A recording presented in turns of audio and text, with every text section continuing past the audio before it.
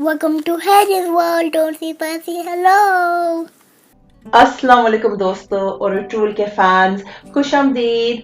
आज इस वीडियो में हम आपको बड़े दिलचस्प और इंटरेस्टिंग फैक्ट्स बताएंगे जो शायद आपको ना मालूम हो। जैसे कि जब भी कोई मुजाहिद जा रहा हो उनके पीछे पानी क्यों फेंका जाता था, हर एक बंदे के पास अपनी चम्मच क्यों होती थी, और इस किस्म की और भी हम आपको मिस्ट्रीज सोल्व करके बताएंगे। Number 1. Writing in Arabic. दोस्तों, आपने नोटिस किया जो भी पैगाम या खत या एक दूसरे को भेजते थे ये अरबी ज़बान में लिखे जाते थे। हालांकि तुर्क लोग अरबी बोलते ही नहीं है। इसकी ये वजह है ऑटोमन लोग उस वक्त ऑटोमन टर्किश बोला करते थे और उनकी ऑटोमन टर्किश अल्फाबेट उनके हरूफ फारसी और अरबी से लिए गए थे। उस दौर में तालीमी किताबें अरबी में लिखी जाया करती थी और टर्किश लोगों को मजबूरन फारसी और अरबी का इस्तेमाल करना पड़ा। यह फारसी और अरबी के हरूफ तुर्किश लैंग्वेज को सूट नहीं करती थी। 1928 में मुस्तफा कमाल अतातुर्क ने इस ऑटोमन टर्किश स्क्रिप्ट को खत्म कर दिया और इसको लैटिन बेस्ड टर्किश अल्फाबेट से रिप्लेस किया। फ्रेंड्स, आपको अट्रूल में उर्दू भी मिलेगी। यस, अगर आप देखें सीजन 4 में जब अट्रूल कासर को फतेह करते हैं और आर्टुक बे वहां के डॉक्यूमेंट्स देख रहे होते हैं, आपको यहाँ उर्दू के डॉक्यूमेंट्स भी नजर आएंगे। Number 2. Who stunts? दोस्तों, यकीन है जब हम ऐसी सीन्स देखते हैं एट्रूल और उनके घोड़ा अक्टुल गली की, हमें बहुत ही मजा आता है। एट्रूल का घोड़ा एंड टाइम पे ये सब कैसे कर पाता था। इसकी ट्रेनिंग ऐसी थी कि जब भी ये अल्लाह अकबर की आवाज सुनता था ये अपनी दोनों आगे पांव की टांगे उठा के आवाज निकालता। अल्लाहु अकबर, अल्लाहु Akbar.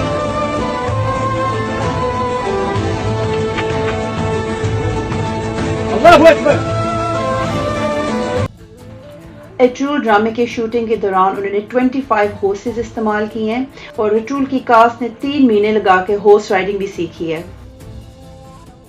Number 3. Sheikh Ibn Arabi's chest. Season 1 में आपने देखा होगा शेख इब्न अरबी के पास एक संदूक है जिसको वो दुश्मनों से भी बचा के रखते थे। क्या आपको मालूम है इस संदूक में क्या था? रिसर्च ने हमें बताया ये शर्त थी शेख इब्न अरबी के संदूक में जो असल में हजरत खिजर अलैहिस्सलाम की थी। जब और कैसे ये इब्न अरबी के पास आई और उन्होंने एट्रूल को दी हमें नहीं पता, लेकिन हम ये जरूर बता सकते हैं कि ये शर्ट पहन के जो भी जंग में जाता था फतेह उसकी होती थी। कहा जाता है ऑटोमन एम्पायर के सुल्तान महमद II के पास भी इस किस्म की एक जंग की शर्ट थी। ईयर 1453 में सुल्तान महमद जब सिर्फ 21 साल के थे उन्होंने उस वक्त की सबसे बड़ी जंग और सबसे इम्पोर्टेंट जंग जीती। इस जंग में उन्होंने कॉन्स्टेंटिनोपल को हरा के बिज़ांटीन एम्पायर का खात्मा किया। सुल्तान महमद के बारे में ही हमारे prophet Muhammad peace be upon him ने कहा था कि verily you shall conquer Constantinople and what a great leader and great army that shall be. एक जंग की शर्ट को तकरीबन 3 साल लगते थे बनाने में क्योंकि इन पे पूरा कुरान पाक लिखा जाता था। Number 4. Knotting the horse's tail. Episode 95 में आपने देखा होगा एट्रूल अपनी घोड़े की दुम को बांधता है। क्या आपको पता है इसने ऐसे क्यों किया? दोस्तों, इसका नाम होता है नॉटिंग द हॉर्सेस टेल और हकीकत में इसमें बहुत ज्यादा हिस्ट्री और ट्रेडिशन छुपा हुआ है और ये जंग और जहाद से पहले हमेशा करते थे। ऑटोमन टर्किश लोगों के लिए इसका ये मतलब था for country, nation, family, for the sake of honour and war, ready to be killed and किल।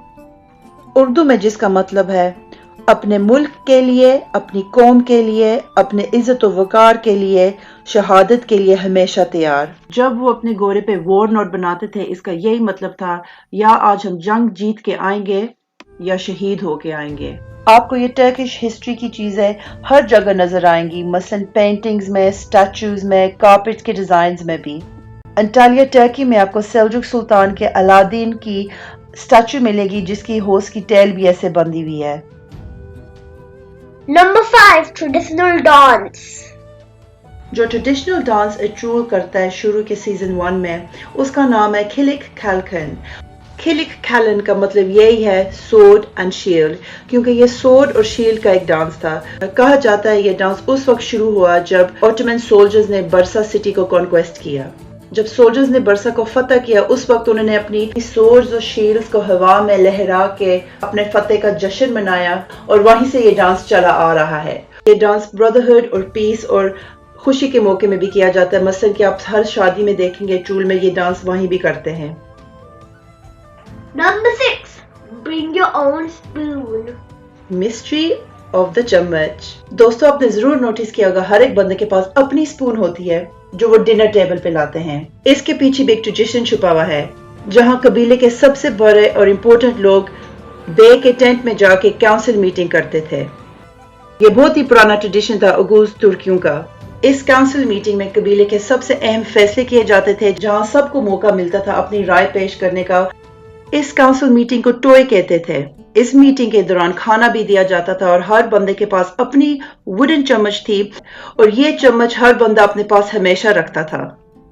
इससे ये भी इडियम बनता है bring your own spoon to the table, meaning कि अपनी राय लाएं काउंसिल मीटिंग में और अपने ओपिनियन भी एक्सप्रेस कर ले आप। और उस वक्त से ये स्पून एक सिंबल बन गया ऑफ ब्रदरहुड और बे की रिस्पॉन्सिबिलिटीज, वो जो सबको खिलाते थे अपने टेंट में।